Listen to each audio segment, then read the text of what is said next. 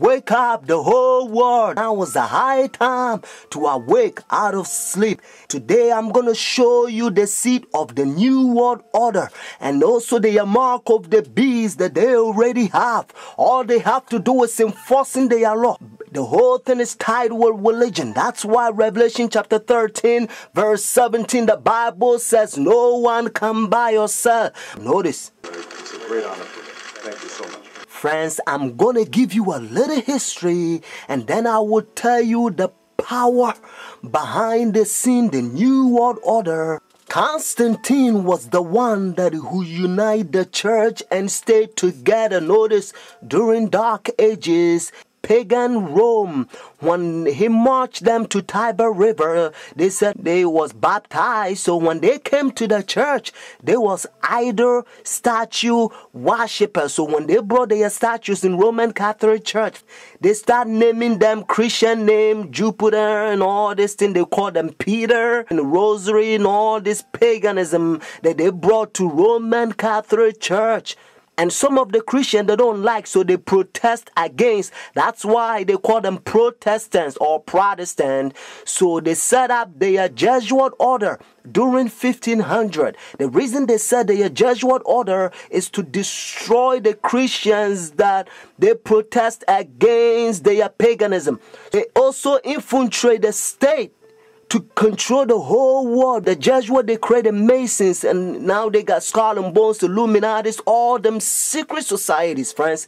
They control the whole world. And what else? Obama and all them power, they all belongs to secret societies. I love everybody. I don't have a choice if I want to go to heaven, but I got to tell you the truth because the whole thing is tied with Bible. The church and state is going to unite in the last days and they will bring the mark of the beast that the Bible says. So notice. You came from circumference I did, your old country. Yes. And it was successful. Successful, we have some decisions. It's not so easy with force. The Iraq War has been another foreign policy challenge, beginning with John Paul's papacy. Other foreign policy priorities for Benedict include pushing for peace in the Holy Land and decrying rising secularism in Europe. He's also been quietly working to establish relations, something that was not possible during the last papacy, largely because of John Paul's role in the fall of communism in Poland. The Chinese obviously didn't want John Paul II running around China doing the same thing. Pope Benedict is not that kind of a threat to China. Most of the time, in places around the world, Vatican diplomats work outside the spotlight, where experts say they often have an advantage.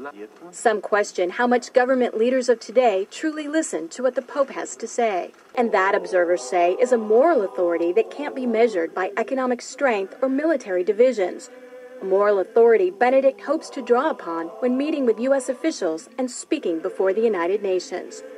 I'm Kim Lawton in Washington. Now we can see a new world coming into view.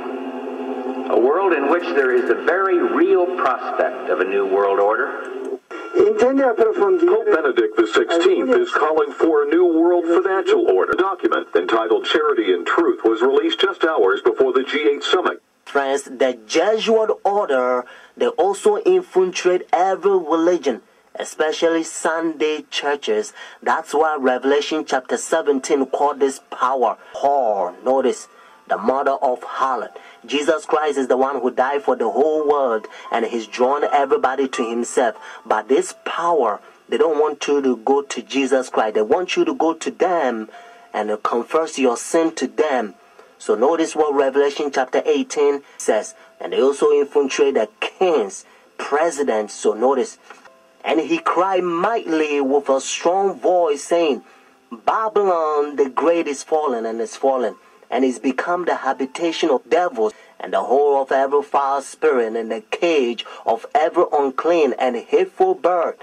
For all nations have drunk of the wine of her fornications. And notice, and the kings of the earth have committed fornication with her. Friends, now I'm going to tell you their mark. Notice this power, the mark of the beast. Because notice, if the Bible says the mark of the beast, means this power has a mark The beast is a language that God is using for this power.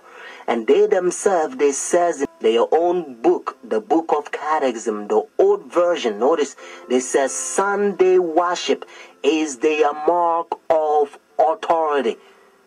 The new version, they don't use the word authority, but at least, thank God, they still admit it. Even the new version of Catechism, they still says they changed the Sabbath from Saturday to Sunday. Friends, the mark of the beast is not worldly speculations that sometimes you hear. Some people says, well, it's computer chip, but unfortunately you don't find in the Bible.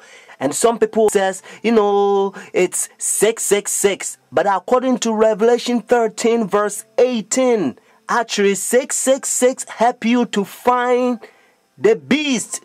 What I mean is to identify the beast. But the Bible says the mark. The reason why I repeat and I kind of stretch it because I don't want you to miss it. It's a deception. Notice the mark of the beast. It's clear. It means the power, the beast has a mark to change the Sabbath from Saturday to Sunday. But unfortunately, Sunday churches, they adopt Sun Worship Day for so many years. They don't want to get rid of it. But actually, it's a pagan sun worship day, Sunday worship. Look, even the spellings, you'll find out. Matter of fact, if you look at your calendar, Sunday is always begin as the first day of the week.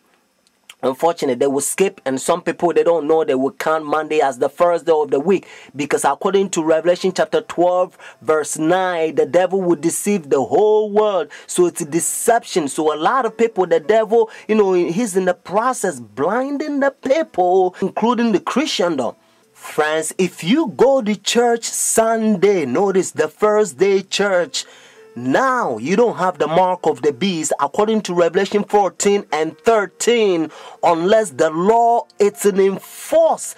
That's why now you hear different country, they try to forcing the people to not sell or do anything on Sunday because they try to enforce the law. But according to Bible, notice United States is the one who's going to cause the whole world to worship the beast. Their sun worship day means Sunday worship according to Revelation 13. So whenever United States enforce the law, then every country also going to enforce because they control the whole world. Every president on the Roman Catholic Church. Friends, Saturday is always the Sabbath, the seventh day of the week. Notice, and again, it's always Saturday. And that's why the Bible says the seventh day is the Sabbath. Jewish nation, even though I'm not Jewish, they still keep the Sabbath Saturday. And also encyclopedia, you will find it even different language. If you speak Spanish, Sábado means Saturday. You can also find in the Bible, according to Genesis chapter 2, verse 2 to 3, you're going to find out that God created heaven and the earth 6 days, and the seventh day he rested, and that seventh day it's Saturday. And then Jesus Christ, remember, when Adam and Eve they sinned, Jesus Christ came to redeem our soul, and he finished his work 6 days, Friday afternoon. Remember, that's why they call it Easter Friday or Good Friday.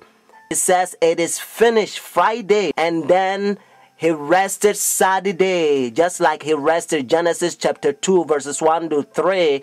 And Sunday, the early day in the morning, you will find in the book of Luke chapter 24 verses 1 to 3. You will also find in Luke chapter 23 verses 50 to 56. The seventh day is always Saturday until Constantine 321. He changed it from Saturday to his own pagan sun creation worship day. The devil behind the scene. You are about to see the power. God is going to fill us with his outpouring just like he did it for the first century, the Apostle Church. And then we're going to go forward and preach the loud cry.